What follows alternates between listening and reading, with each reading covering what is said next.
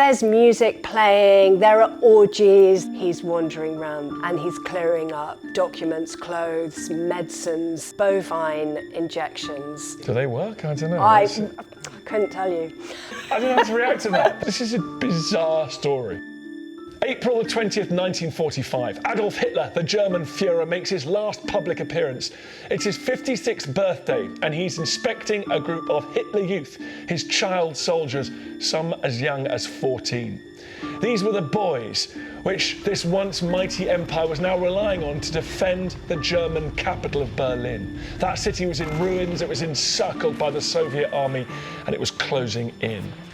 Hitler then retreated back into his Fuhrer bunker, where he'd spent the last 3 months and where he'd now spend the last few days of his life. Some truly extraordinary and very strange things would happen in that bunker beneath the Reich Chancellery in the next 48 hours before the Nazi dictator would meet his end. Joining me to get into it is Eva Craigie. She's a historian. She co-authored this book, Hitler's Last Day, Minute by Minute, that penetrates those tunnels. Emma, thanks for joining me. Pleasure. It's midnight on the 29th of April. Just before we get into the tunnels themselves, what's the general strategic picture? Berlin is surrounded by Russians. It's very heavily bombed, very little food, tons of injured people, and Hitler is right in the centre of the city in a bunker 30 feet below the Reich Chancellery. The government building, it's kind of like the White House. It's where he lives and does his work. Underneath the oldest part of the Reich Chancellery, there's a vast network of cellars full of, there are hundreds of military, doctors, a hospital which is kind of serving the many wounded people in Berlin. Also, vast stores of alcohol and kind of preserved foods and so on in these cellars. Beneath the cellars, there's something called the Vorbunker, which is an air raid shelter that's been there since the early 1930s. We often call it the upper bunker. There are kitchens for Hitler and further rooms in which the family of Joseph Goebbels are staying. And right below, 3 stories down, is the Fuhrer bunker, concrete network of about 30 rooms. There's a telecommunications centre, offices, and then there are the private rooms of Hitler and his long-term mistress, Eva Braun. These rooms are carpeted. The corridor outside them has red carpet. There are paintings on the walls, sofas. Do you know, they're kind of comfortable, and Hitler has been there now for 3 months. But it's also quite unpleasant. There's a generator which everyone says stinks of diesel, and the constant whir of the ventilation and pumps to bring water into the Fuhrer bunker. You mentioned Goebbels, who's the Minister of Information, very close to Hitler. Is this the sort of elite of the Third Reich that have just sort of slowly coalesced down to this series of tunnels under the capital? No, absolutely not. The only other kind of leading Nazi who's there, as well as Goebbels, is Martin Bormann. Now, he, at the time, he's not super well known by the German people, but he is Hitler's private secretary and is arguably, and has for a while arguably, been the most powerful person in Germany, because all communication to and from Hitler goes through Martin Bormann. In addition to those two, there are random generals and so on, and Hitler is at this very moment falling out with key figures who have been loyal to him for the last 10, 15 years. Head of the Luftwaffe, Hermann Goering, was early on in the war nominated by Hitler as his successor should anything happen to Hitler. He got himself in an absolute twist about what he should do about Hitler being surrounded by Russians deep underground. You know, what moment should he take over? And he sends Hitler a telegram saying, I'm ready to take over whenever you want me to, with your permission. If I don't hear from you by midnight tonight, I'll assume you're unable to communicate and you want me to take over. Hitler gets to hear this through Martin Bormann, and the version we understand that he gets is Goering's making a bid for power. This is treacherous. So Hitler sends out an order that Goering be arrested with a view to being executed. So right now, Goering is in his kind of Bavarian Alps castle, but under house arrest. And then the other key figure at this moment is Himmler. So Himmler, again, very loyal to Hitler all through, head of the SS, can really be seen as one of the people who's masterminded the implementation of the final solution, the Holocaust. He is about 150 kilometers north of Berlin in a spa. Quite understandably, he's suffering from stress. He's got unexplained stomach cramps and headaches, and he is receiving massages and kind of astrological readings about what should he do, what move should he make. Quite hilariously, really, his masseur has contacts with a Swedish diplomat called Bernadotte. Through Bernadotte, Himmler is trying to make contact with the Western world, quite deludedly thinking that he could be the person that negotiates a peace.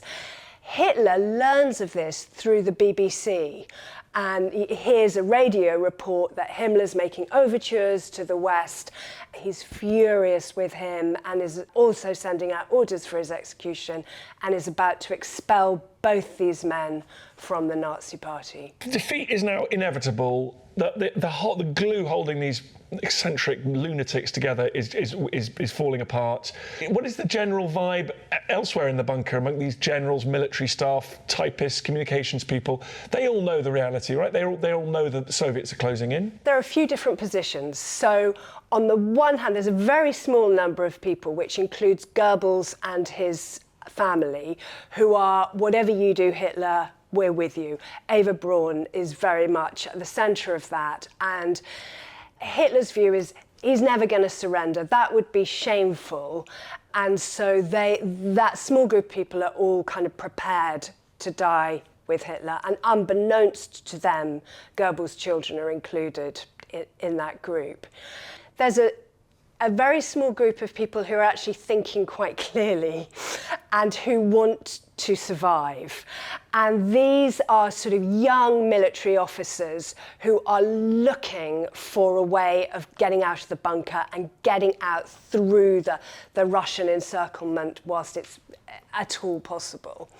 But the huge majority of people, the military in the bunker, but also very much people in the hospital above, the doctors, the nurses, are in this crazy state of denial where they're not really facing what's going on, but they're coping by drinking. Generals like Krebs, who will become quite important in this story, starts drinking, the minute he wakes up. So does Martin Bormann. So there's huge amounts of drinking up in the cellars under the Reich Chancellery. On the one hand, you've got doctors kind of working non-stop, and nurses treating the wounded. And similarly in the bunker, the cooks, telecommunications man, there are people working really hard, burying themselves, if you like, in the work. But around them, there's music playing, there are orgies, there's kind of crazy sort of drinking and dancing and sort of doomsday euphoria. So a mix of reactions. A real mix. Before we get into the minute by minute, how do we know about what's going on down there? Is it people kept diaries? Is it well known? Quite a lot of people survive. About half the people will survive. And just about everybody who survives either writes a memoir or gives interviews. In some cases, they're arrested and there are witness testimonies. But yeah, we've got a lot of different, sometimes conflicting sources. Okay, it's midnight, 1 minute past midnight on the 29th of April. What's Hitler up to? What's his state of mind? What's he up to? Well, he's in very bad health. He's on a heavy regime of medication. He's very shaky, he's very shuffly. His sort of sleep patterns, which have long been disordered, are now kind of minimal. And here at midnight, he's up and he is preparing his last will and testament. So he's joined by one of his secretaries, Traudl Junge, in the conference room, and she starts taking down in triplicate his dictation of this final testament.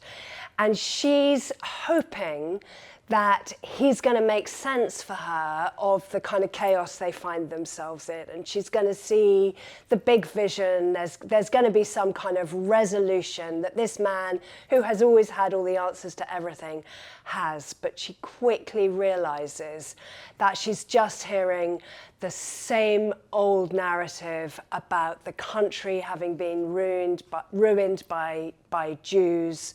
It's clear to her that the end is coming. That's what Hitler's facing. And yet he's making kind of dozens of appointments. So this feeling that he's not thinking clearly. So he's making plans for his own death. What does he envision for the leadership of Germany after he dies? In this document, he expels both Goering and Himmler from the Nazi Party. And for the first time, he announces that Admiral Dönitz, the head of the Navy, will be his successor. Surprise choice. Surprise choice, and it will come as a surprise to Dönitz himself. He also announces his intention to marry his long-term mistress, Eva Braun. She has been unknown to the German people. She has kind of had this secret life for the last 15 years. Arrangements are being made for them to marry this very night. He's a man who's engulfed in a sort of gigantic mental breakdown, physical breakdown. He's just sounds like a broken man. I think he's a broken man. During this last sort of 48 hours in the bunker, it's becoming increasingly obvious to him that there is no hope, but he's sort of slightly behind everybody else.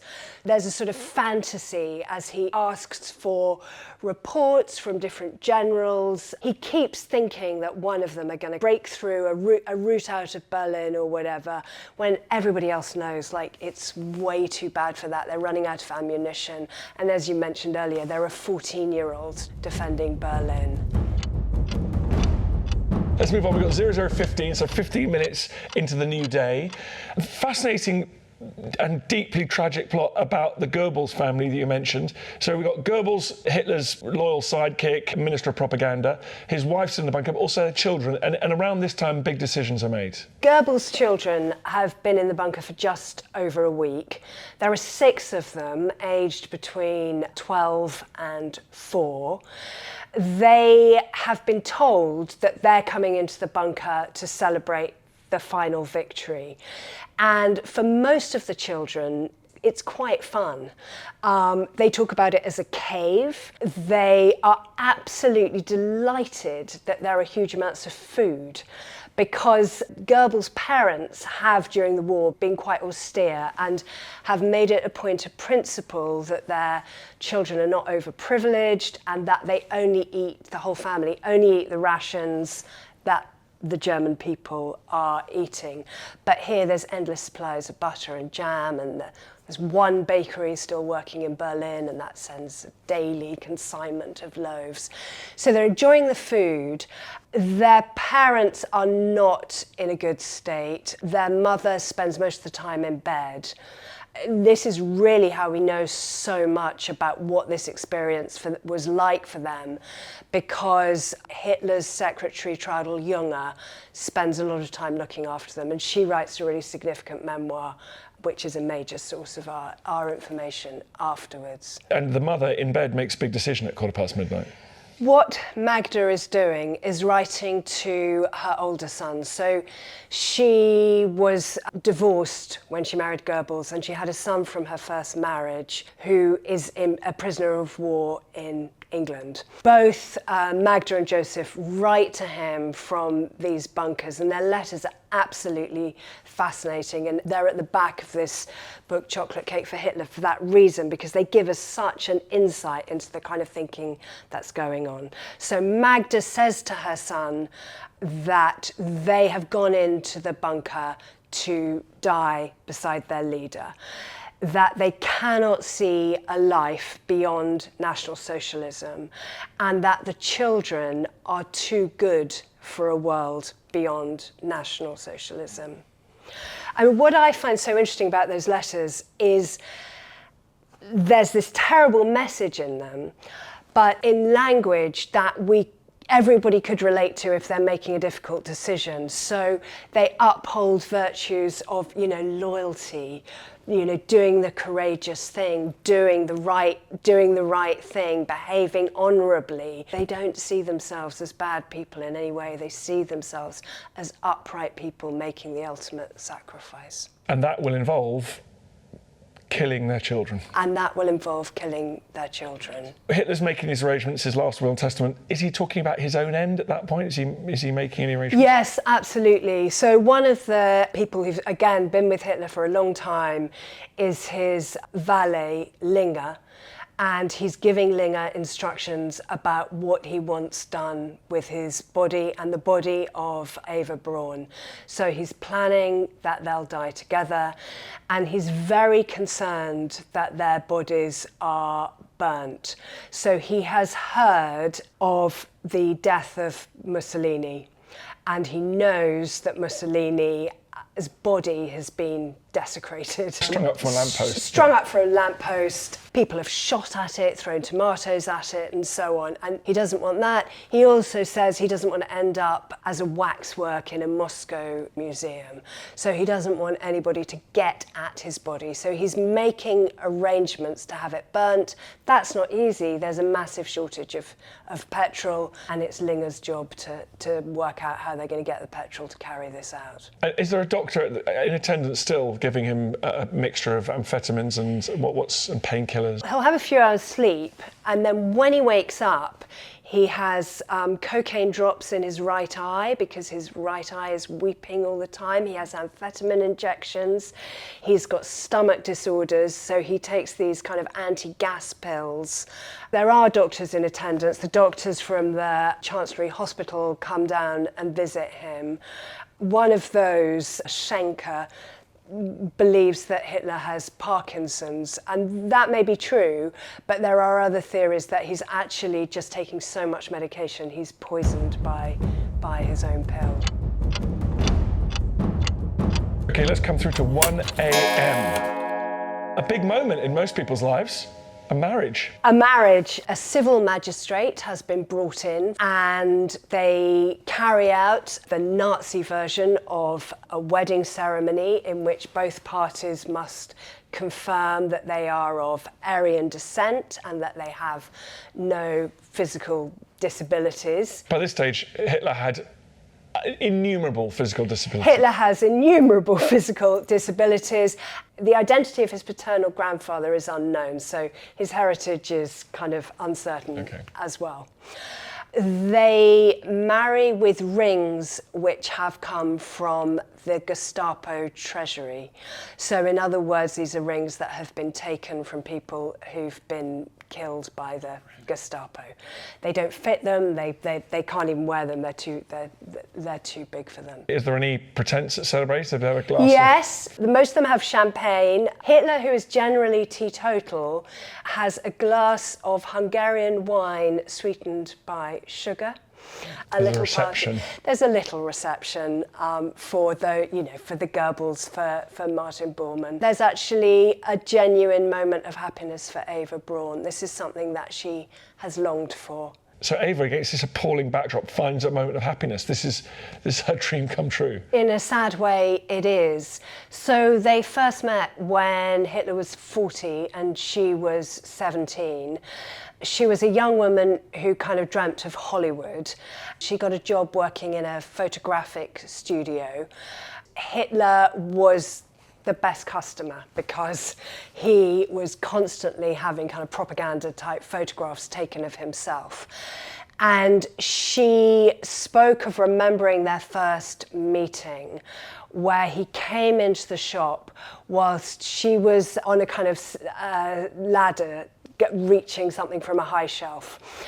And that very day, she had taken up her skirt to make it kind of shorter and more fashionable. And she was very aware of him looking at her legs, and she was worried that her hem was uneven. They started a relationship which initially was completely secret, unacknowledged in any way at all. She soon became miserable with that. On 2 occasions, she took overdoses. And this is all in the aftermath of Hitler's niece, with whom he's had a very intense relationship, having taken her own life as well. So we're a couple of years after that. After Eva's second attempt, Hitler decides to make her his official mistress, which means she's still living in secret, but the people immediately around him know about her. She is acknowledged by people like Magda Goebbels and the other leaders' wives, but he's very keen that the German people feel that he's married to them. So they spend the next few hours in this very strange wedding reception. What's the next big point that we reach? Well, Traudl-Junge goes back to kind of finish typing up Hitler's testament, and Joseph Goebbels bursts in on her in tears. Hitler has told him to leave the bunker, find a route of escape, and be one of the people that create some future government. And Goebbels says he has to refuse to do this because he has to die with the Fuhrer. He can't imagine life without him. And so it's reinforcing what Magda was saying to her son. They have made this decision. So his propaganda was so effective, it really worked on himself. And he was madly kind of in love with Hitler. The party comes to an end. Hitler and his wife, Frau Hitler, do they retire? Do they go for some privacy? What happens now? They do retire, but they retire to their separate bedrooms. So their sex life has always been fueled by huge amounts of medication. She's taken medication to suppress her periods so that she's like always available for him.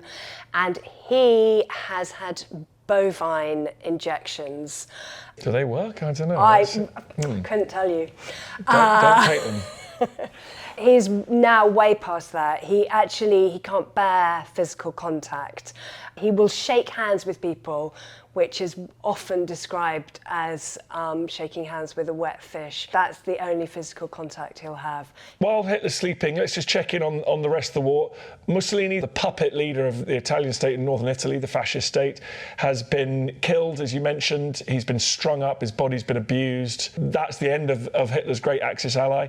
What's happening? The Allies advancing from the West? Allies are advancing from the West. George Orwell is with one of the American battalions as a journalist for The Observer. And he's very struck by how the Germans are very, very keen to get into the Allied territories, particularly the Americans and the British. So he says that your average German, they just plain don't like the French, but they're really scared of the Russians. And so there's this across the whole of Germany, like millions of people are moving west. And there's very little confidence that the Western Alliance will hold, because when the Americans get somewhere, they put up an American flag. When the British get somewhere, they put up a British flag. So the German people are really suspicious that the whole country is going to be divided between these countries. It'll be partitioned. And meanwhile, the Soviets in Berlin are fighting room to room, house to house, committing atrocities as they go. I mean, it must have just been a horrific battlefield raging above Hitler as he slept. Yeah, absolutely. Bombs going off the whole time. They're in tanks coming over enormous amounts of rubble. The city is absolutely devastated. The Russians have really got 2 aims. So one is to find Hitler and arrest him. Stalin is very keen that Hitler be taken alive. And then the other, and it kind of seems very modern, is to get a photo opportunity. And that photo opportunity is to get the Russian flag on top of the German parliament, the Reichstag. It's a major mission. And those who are defending Berlin are well aware of this. Of these very few defenders left, 5,000 of them are in the Reichstag trying to prevent the Russians from getting their moment with the flag on top of the building. Their viral moment. Ideally, Stalin would like to see that flag in time for May Day. All right, Emma, it's mid-morning. What kind of time does Hitler wake up? He gets up about 11. Okay. He's kind of got a routine of getting dressed, a kind of little game that he plays every day with his valet, where they do it to a stopwatch. But this morning, the valet can see immediately that Hitler has actually slept in his clothes, so there's not much getting dressed to be done. His barber comes in and trims his moustache. He's very self-conscious about his unusually large nostrils, which is apparently the reason for the covering. He takes his medications. Just before he's woken up, the bunker has heard from a Hitler Youth courier that the Russians are now only 500 yards away. General Krebs is on the telephone when the line suddenly goes dead, and the radio and telephone communications have been provided up to this point by a hot air balloon, and that's just been shot down. So from now on, the bunker has the only communication with the outside world is by telegram and courier. So Hitler's getting dressed. What's the next move? Hitler has always loved dogs. And he had a dog with him in the trenches in the First World War called Foxel. And his Alsatian in the bunker with him, Blondie, has just had 6 puppies, one of whom is called Foxel, and that's his favourite puppy. And he calls for this new little Foxel to come so he can play with him. Up in the upper bunker, the Goebbels children are playing in the corridor. It's about this time, I think, that Traudl Junge observed this difference between the children. So the 5 youngest children are completely happy. They totally accept their parents' story that there's about to be victory. It's all very exciting. But Junge says, but sometimes I thought that Helga, the oldest, had this deep, sad expression in her eyes, and that she alone of the children knew what was going on. So Hitler's playing with his dog. What's going on elsewhere? I mentioned earlier that kind of some of the younger officers were kind of really taking on board the situation and wondering how they could get out alive.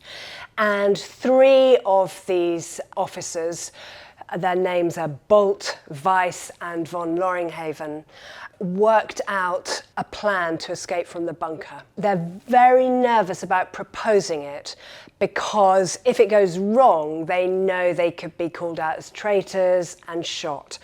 They first of all suggest to Krebs, and it goes up the line and they get the yes, that they go and support General Wencker, who is supposedly maintaining a route in and out of Berlin right through the Russian encirclement.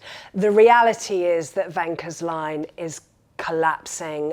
It's all beyond hope, and they know that really. But Hitler, he's got this double thing going on. On the one hand, he's there to die, he knows it's the end, but on the other hand, he grasps at straws of hope. So they say, we could be more used to Wencker, we could go and fight with him, and they're absolutely delighted that this plan is accepted.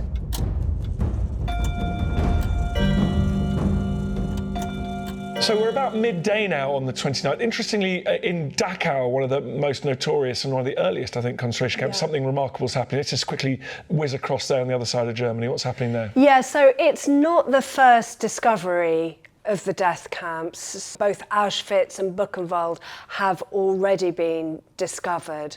But it actually is on this day that the Americans reach Dachau, and it's completely horrific.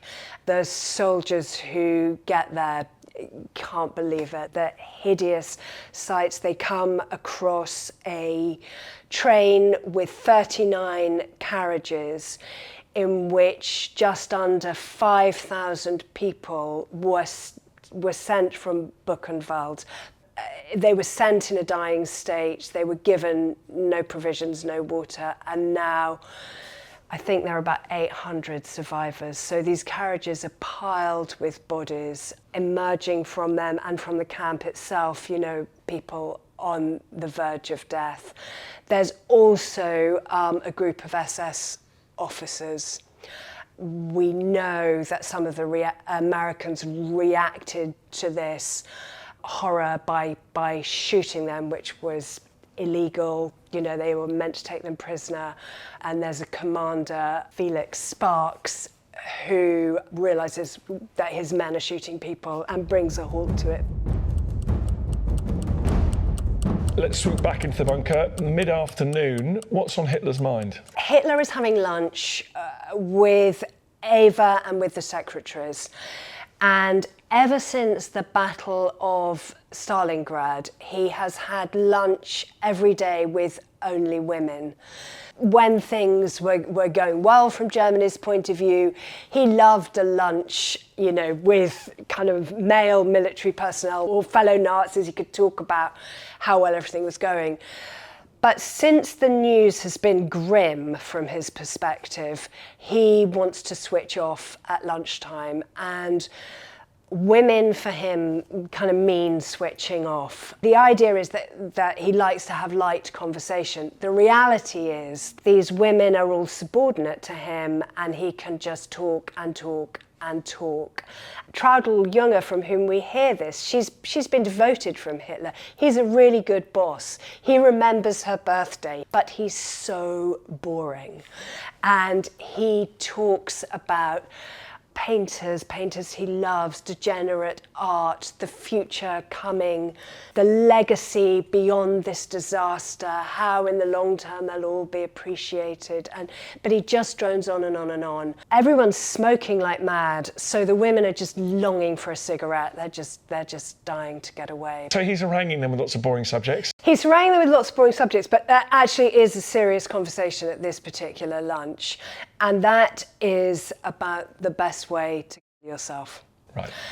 What Hitler says on this occasion is that there are two good methods. One is to take a cyanide tablet, crush it between your teeth, and the other is to shoot yourself in the mouth. Eva Braun says she'd much rather take a cyanide tablet because she wants to be a beautiful corpse. Secretaries ask if he has any tablets they could have. He gives them each a tablet and apologises that he can't give them a better farewell gift. Whew. What are Hitler's plans after lunch? Actually quite a practical thing, which is they're testing out the cyanide. And they're doing this on Hitler's Alsatian Blondie. His beloved dog. His beloved dog. If he has to die, his animals have to die. They crush a cyanide tablet in her mouth, just as is meant to happen. She drops dead immediately, so they know the cyanide works. And then Turnau takes the puppies up to the garden, the Reich Chancellery garden, so right up to the kind of upper level and outside, and he shoots the puppies in the garden because they don't want to waste more cyanide. And Hitler knows about this? Hitler knows about this. This is under Hitler's instructions. So mid-afternoon, 3 p.m, what's coming now? The Goebbels family all go to a party up in the Chancellery for the Hitler Youth. And there's lots of singing of old traditional, well, not that old, Nazi traditional songs. And again, we find Goebbels in tears. He's, you know, so moved by the music and the singing. His children take part in the singing. Until this point, they have been singing to Hitler every day since they arrived at tea time, because Hitler also loves, you know, the good old Nazi songs. Soviet tanks 500 metres away, and they're having a big old party in the smashed Reichstag, in the parts of the government offices. Yeah, so this is a party where, you know, children are included, cakes, sandwiches, but wilder parties are kind of going on all the time. There's a children's party going, but down below there could be people just gorging on champagne, having sex with each other. Totally. It's intense. Let's quickly zoom out the rest of the world. What's happening in the battle for Berlin? Soviets getting closer and closer. And there's one unit, particularly an intelligence unit, tasked with finding Hitler. And they have a young female Jewish translator, Yelena Revskaya, who has been stopping people in the street and seeing if they've got any information about the whereabouts of Hitler. They've had no leads so far, but it's right now that they get a break. So they stop a woman in a nurse's uniform, interrogate her. She tells Revskaya that she has been working in the hospital in the Chancellery cellars, and that rumour has it that Hitler is in a bunker below. They take that seriously, and on the basis of that interview, they start trying to make their way to the Reich Chancellery. I should emphasise that their progress is incredibly slow. They're only a few hundred yards away, but it's very hard to make progress because the streets are just littered with broken buildings. Still some fanatical defenders as well. Berlin more generally, huge casualties, still a very active war zone, appalling place for the civilian population. There's a teenage girl in East Berlin whose diary we have, Lisa Lotter, and she writes about how many people are taking their own lives in the face of the terror of the Russians coming. There are terrible stories of the Russians. Women. She says that she herself would definitely have an abortion if she was and became pregnant. She says there's no way I would have a Russian child. Of course, huge numbers of German women will have Russian children. So you've got people terrified of the Russians, and that's one cause. But the other is there are Nazis realizing that the game is up and that they are going to be facing one kind of court and execution or another, whoever they're captured by. So Hitler's empire generally just absolutely in the final stages of collapse. Churchill hears that night, doesn't he, that the German army in Italy has surrendered. Churchill's another person who's in bed a lot of the time, but he's in bed working, surrounded by his papers and secretaries in the room, taking everything down. Right, Emma, let's scooch forward now. Past midnight, we're into the 30th of April, 1945. What's going on? Yeah, so Hitler, who's got very little kind of regard for conventional timekeeping, summons a whole load of people from the Chancellery cellars to say goodbye to. So these are kind of more junior military people and so on. He tells them to try and escape to the west. So like, as we've said earlier, the people in Germany generally, he views it as much safer to get into the hands of the Western Allies rather than the Russians. Well, it's good that he's doing that now when he's consistently refused to sort of open the gates, if you like, to the Western Allies up to this point. Yeah. Brutal. I know, that's what he tells them. And then he summons a number of doctors, and this is where we hear from the doctor we talked about earlier, Schenk. He has this vivid description of Hitler's eyes as being like kind of wet grey porcelain. He describes them as filmy, like the skin of grapes. And he notices that Hitler is talking, but he's not really talking to anyone. And I think that's very Hitler. So Hitler loves a kind of remote audience. You know, he was at his best when he was traveling around Germany, talking to huge crowds, but really just sort of talking to himself. So he's encouraging his junior officers at this point just to try and escape? These particular people, yes. 3 o'clock in the morning, Hitler's still up, still making decisions? And still getting news. And there's been bad news coming through the switchboard. Wenker's 12th Army, which he hoped would have this route through the encirclement, has been completely cut off. There's another group, the 9th Army, which has itself become encircled by the Russians. So it's a little circle outside the main circle of Berlin. No good news coming in at this point of the war. No. Or nor has there been for months or even years. No. All military hope is completely lost. It's looking hopeless, and Hitler's reaction to this is to send a message to Dönitz to tell him to execute Himmler. Oh, right. Blame someone else. It's Himmler's fault. Blame someone else and make sure that Himmler doesn't start getting involved with the West and making his own kind of arrangements with them. So in the final hours of Hitler's life, he turns on the people that have been his closest allies. Goering, he's had him arrested. Himmler, he's getting him executed. This is fascinating, isn't it? Yeah. And I think that people who are there with him and still with him, they live in a state of kind of terror that he could turn.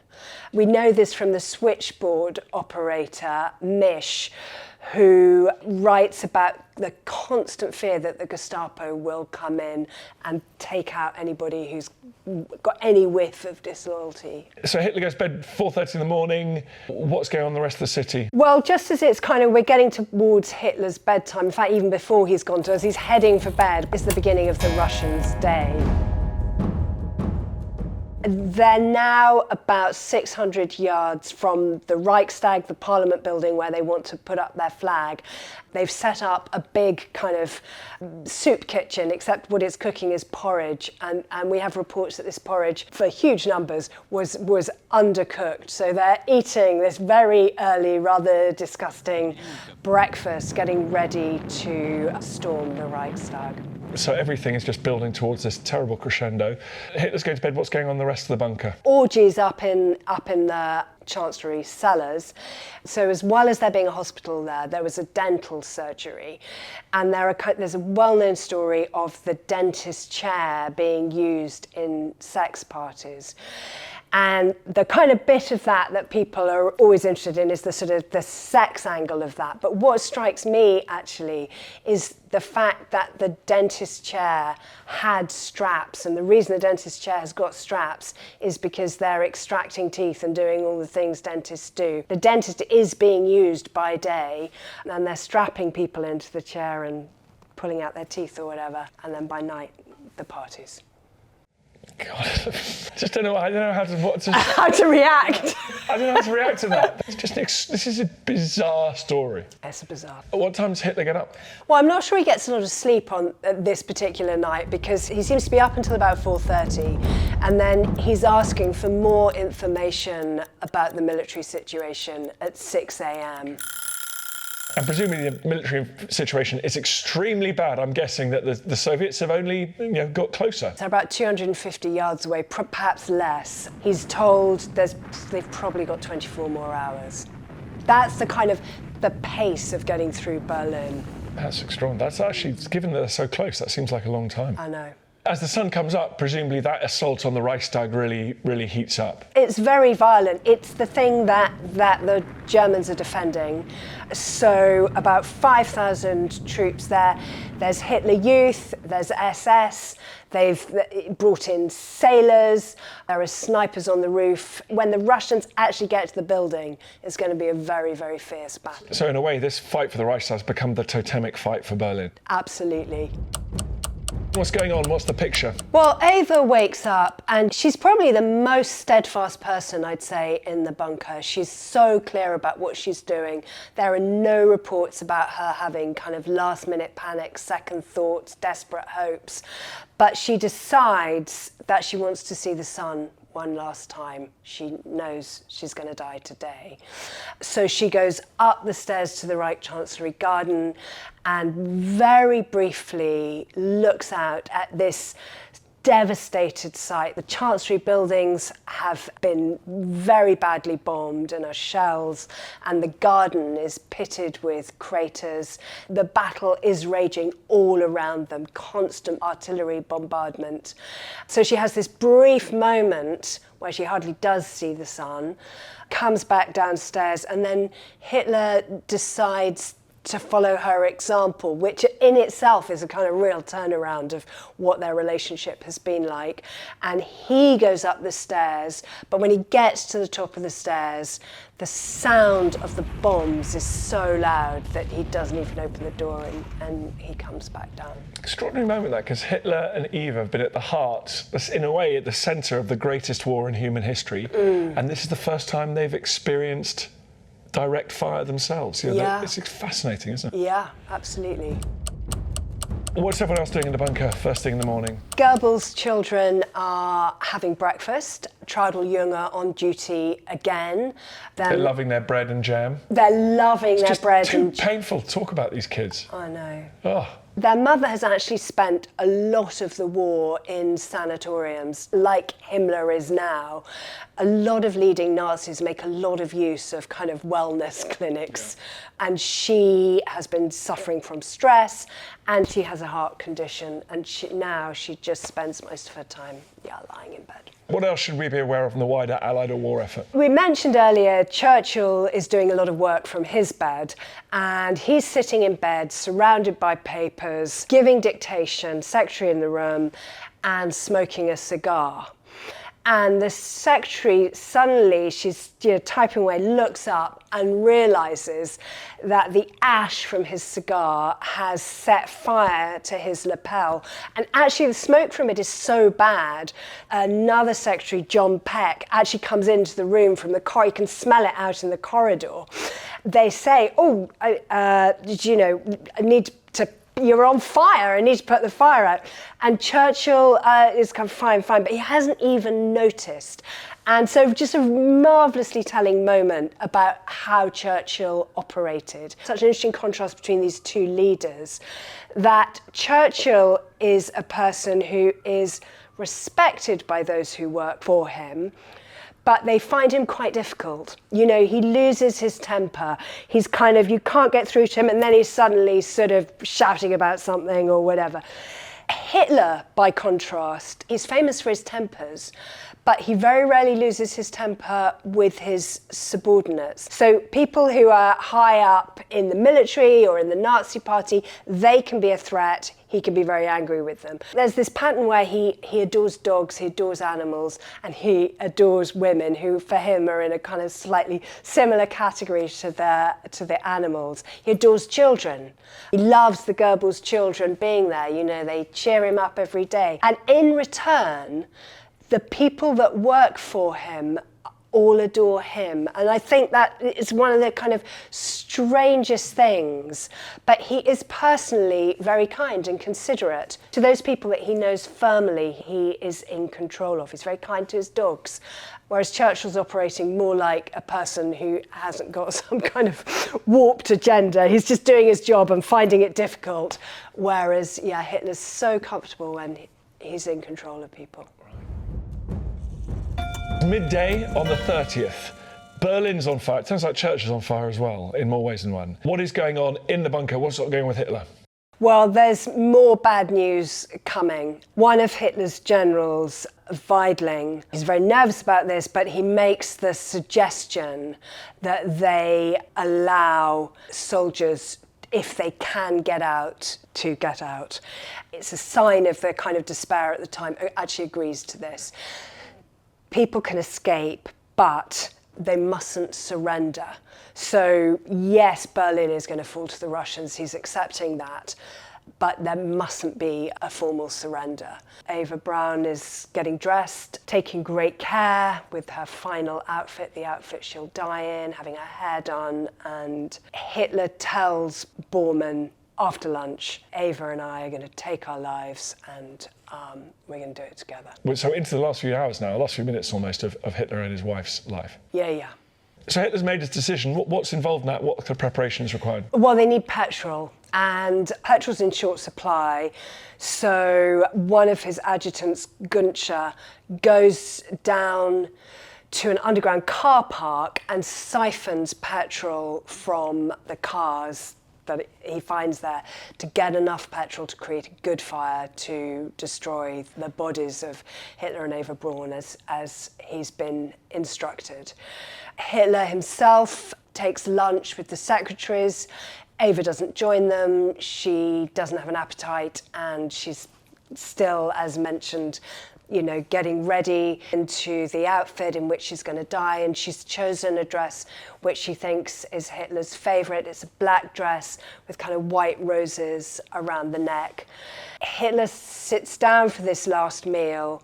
He's got this very delicate stomach, and this final meal is plain spaghetti and a salad made of cabbage and raisins. As is typical, he's banging on from the secretary's point of view, and he's talking about the world to come, and as he sees it, there will be a period in which people say terrible things about them all, but in the long run, their greatness will be recognised. So the kind of long-term legacy will be of, appreciation, and they will return to the heroic status that they see themselves to have. That day is yet to dawn, thankfully. Yes, we luckily haven't got there. Hitler's having lunch. Are any of instructions being actually carried out, the ones he's been giving over the last few hours? Yes, so he'd instructed Dönitz to arrest Himmler. So Dönitz calls Himmler to come and visit him. Himmler's kind of thinking, how do I play my cards right here? On the one hand, he recognises that this could be a very dangerous moment, that Dönitz could have instructions to kill him. On the other hand, he's thinking, Hitler's over, Dönitz could be the man of the future. I want to be in with him. So he doesn't know, shall I stay or shall I go? He goes, but he goes surrounded by SS. And Dönitz says to him, there are these reports in the BBC that you've been talking to Western allies, trying to negotiate a peace. And Himmler says, absolutely not at all. No, I've just been busy having my massages. Dönitz chooses to just accept that at face value because it's a standoff he doesn't want to have. Right, so Dönitz's first act as leader of the Third Reich, not super heroic. So it's 2:45 p.m. In the bunker, Hitler's, just finishing having lunch? What's going on now? After lunch, he calls everybody who's kind of connected to the Fuhrer bunker, the closest people, to say his final goodbyes. Eva Braun is with him. She says goodbye to Traudl Junge, the secretary, and she advises her, same message, get to the West. She says to Traudl Junge, give my best to Bavaria. She's very composed, and this is in contrast to Magda Goebbels. So Magda Goebbels has been this very powerful woman in Germany. Hitler, the apparent bachelor, has often kind of taken Magda as his sort of companion to open things or give speeches or whatever, whilst Eva's been sort of hidden. So she's sort of unofficial first lady. She's been like an unofficial first lady. And the power dynamic between her and Eva Braun has been very much, Magda is older and Eva's this kind of nervous little girl. But here it swaps, and Eva's completely calm, and Magda has this panic. And when Eva and Hitler withdraw to his study for the final time, Magda suddenly has a sort of breakdown, knocks on the door, begs to be allowed in, and she's allowed in for one final time. And she has a last go at persuading Hitler to escape, and she says, which is probably not true at all, it would still be possible to get to Obersalzberg, to get to your mountain retreat, to get to safety. And of course, if he does that, then she and the children can do that too, in her mind.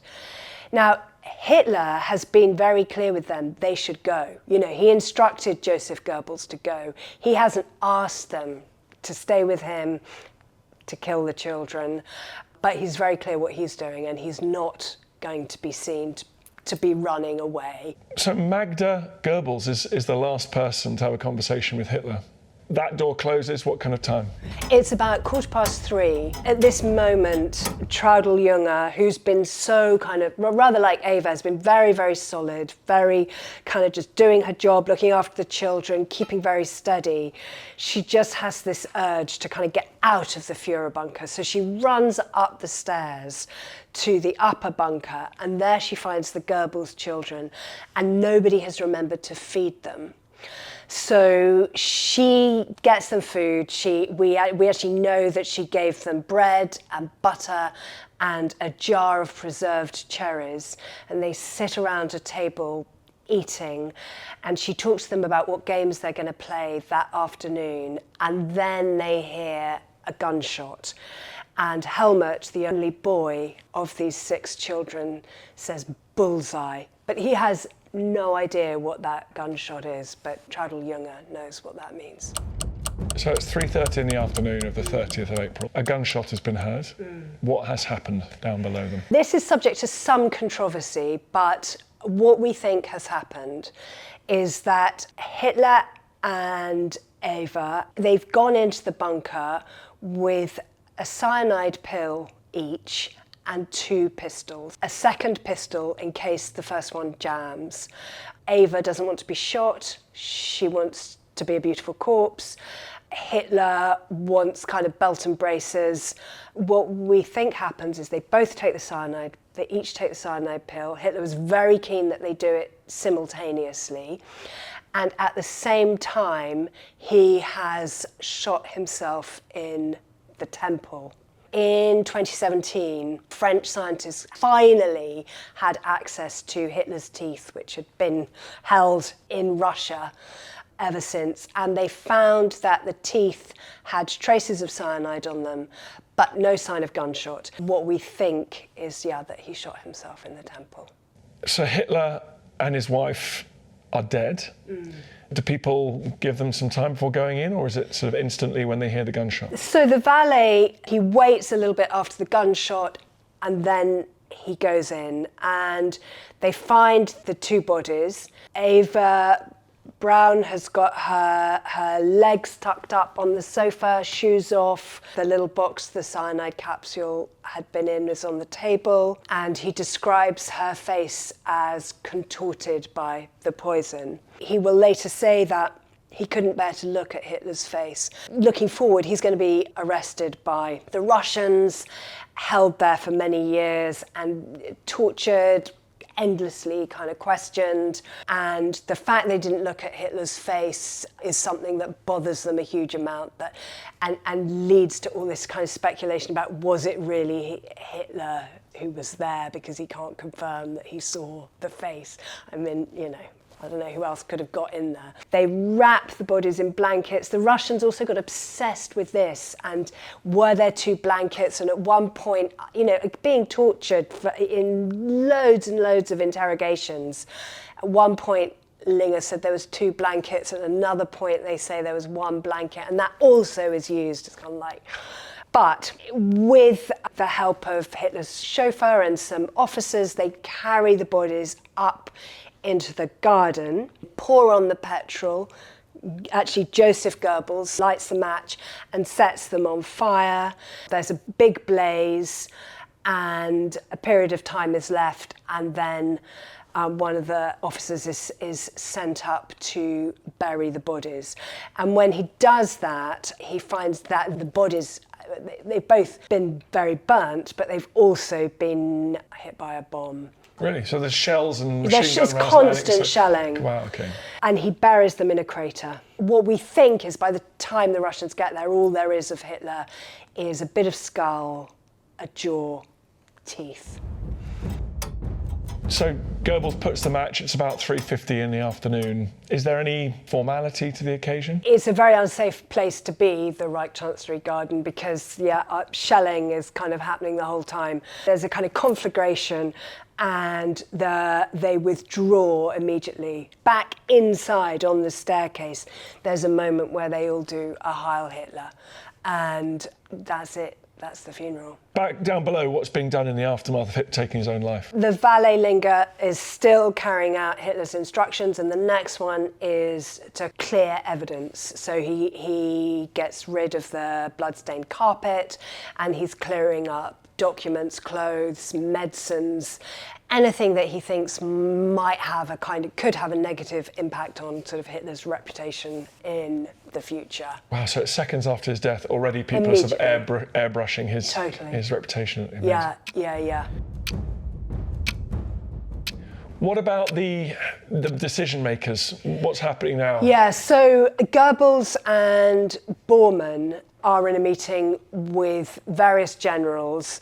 Amongst these generals is Krebs, who was a military attaché in Moscow for many years. So very conveniently, he speaks Russian. And so what's the upshot of the meeting? Well, the upshot of the meeting is that they're going to send Krebs as the Russian speaker to negotiate with the Russians. They want a ceasefire and safe passage. I'm sure they do. But Goebbels is absolutely adamant that they must not surrender. Krebs will go for a meeting with the Russians, ask for this safe passage. The Russians are in touch with Stalin. Stalin says there's no ceasefire without an unconditional surrender. Krebs can't give an unconditional surrender because Goebbels said we mustn't surrender. What that means is what little is left of Berlin, what little is standing, continues to be bombarded. So that 5 o'clock meeting is very important. They decide collectively, effectively, that they will fulfill Hitler's orders, even after death, and they will fight till the very, very last. Yeah, and I think Goebbels is really instrumental in that. He is about to take his own life, as is his wife, and they're going to kill their children. But he wants to condemn everyone else to death as well, effectively. Yeah. And just for context, we're right in terms of the Reichstag. The Russians are now in the building, and that, there's kind of hand-to-hand fighting inside the building. It's nearly taken. Stalin has nearly got his photo opportunity, and Goebbels is not recognising that it's all over. So 5 o'clock-ish, while that meeting's going on, how quickly does Dönitz find out that he is now the Fuhrer? He's the second Fuhrer of the Third Reich. Following Hitler's orders, he gets a telegram telling him, you're now leader of Germany, and he's amazed. He hadn't seen that coming. So just after his meeting with Himmler, yes, he finds out he's the new leader. Yes. What a thing to inherit. I think he knows that there's just one thing to be done, which is actually exactly what Hitler doesn't want to be done, which is surrender. Unconditional surrender. So another night is upon us. It's about 7:30. Hitler's body, or the remains of it, has been buried with that of his wife. The Reichstag is in the process of being taken. What is going on in the bunker? The Goebbels are putting their children to bed, and actually this is the final night that they'll put the children to bed to sleep, because the following evening they'll tell all the children that they need to have an inoculation. And all the soldiers are having this inoculation, and the children are going to have it too. What they're actually doing is injecting the children with morphine. They then give them all a hot chocolate, and it's not known whether there was any additional thing in the hot chocolate, but they all get a hot chocolate, and then they go to bed. A doctor called Stumpfeger comes down to administer a cyanide tablet to the dozing children and break one in the mouths of each child. She had a lot of trouble finding a doctor who would do this. Stumpfeger was the only person she could get to agree to it. When the Russians come into the bunker, the children will all be in their beds. I mentioned earlier that Traudl Junge thought that the oldest girl, Helga Goebbels, had an inkling of what was going on in a way that the younger ones didn't. The Russian autopsy shows that her face was severely bruised, and so they think that when the cyanide tablet was administered, she was trying to fight it and had to be held down. That is just the most harrowing story, a tragedy wrapped up within the wider tragedy. For this night, they're sleeping in bed. Meanwhile, how's things developing with this approach to the Soviets? In the kitchens of the upper bunker, Hitler's personal chef, Constanze Manziali, is cooking what actually sounds like a much nicer meal of mashed potato and fried eggs, because they're keeping up a pretense that Hitler is still alive. Even to the kitchen orderlies. So Manziali herself knows that Hitler's not going to eat this meal, but her staff don't. So it's only a very small number of people who know that Hitler has died. They don't want that to get out at this point. The Soviets complete the conquest of the Reichstag building? The actual moment of that is another slightly shady thing. Stalin will say that it happens then. That's the kind of official time that it happens. We know that the photograph of the flag on top, the photograph that they've wanted, isn't actually taken until the 2nd of May. As Junger escapes that night, the entire population of the bunker will start to try and save themselves. Hitler's death just lifts the lid on it. Almost everybody goes. After killing their children, Magda and Joseph take their lives, which, to make things easier for others, they do in the garden so that their bodies don't have to be carried anywhere. Virtually everybody else tries to escape. Fritz Turnau, who was the dog handler, completely loses his mind. And when the Russians come, he's wandering around the bunker, kind of delirious and alone. A few people remain in the Chancellery building, but almost everybody goes. And Krebs stays almost till the Russians get there, and then he shoots himself at the very last minute. So with Hitler's death and the hours that follow, the centre of gravity, such as it is left of the Third Reich, moves to Dönitz's headquarters. Yeah. He's now the Fuhrer. Let's finish up. He has one last meeting. It's a dramatic meeting. Well, there's so much tension between these two. We've seen that with Himmler coming to the previous meeting surrounded by SS, which he does again. They're both incredibly nervous of each other. They don't know how the sort of power is going to play, who's going to execute who, if anybody is. Dönitz would tell the story of having a pistol on his desk ready for this meeting with Himmler, papers on top of it to just so he can kind of quickly grab it. And he said he'd never done anything like that. You know, he's very much kind of military leader of the sort that gives orders and does inspections and so on and makes strategic decisions. Dönitz is not a fighter. And so he's got this kind of secretly, slightly concealed pistol on his desk. Himmler makes a bid to be Dönitz's deputy, which is turned down, and he withdraws back to the spa. But within a month, he will be arrested and he will have a cyanide tablet on him.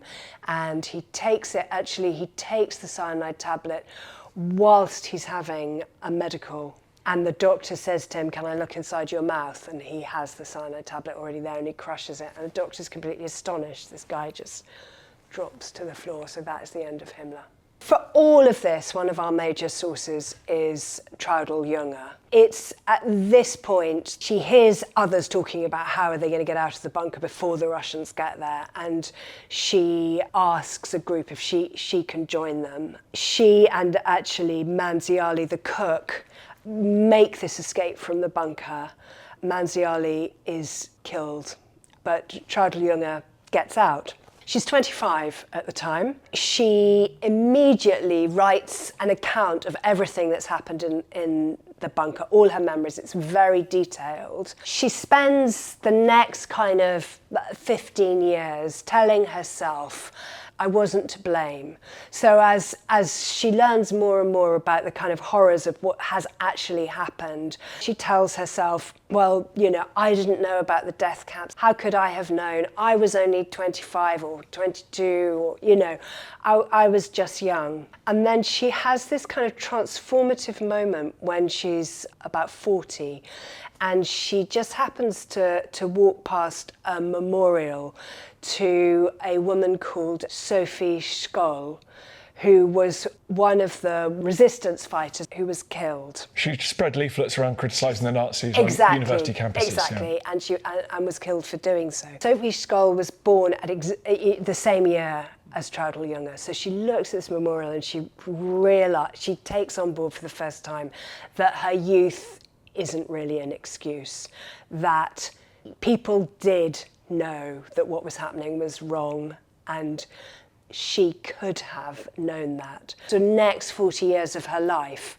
she writes and talks about kind of coming to terms with that and coming to terms with her culpability.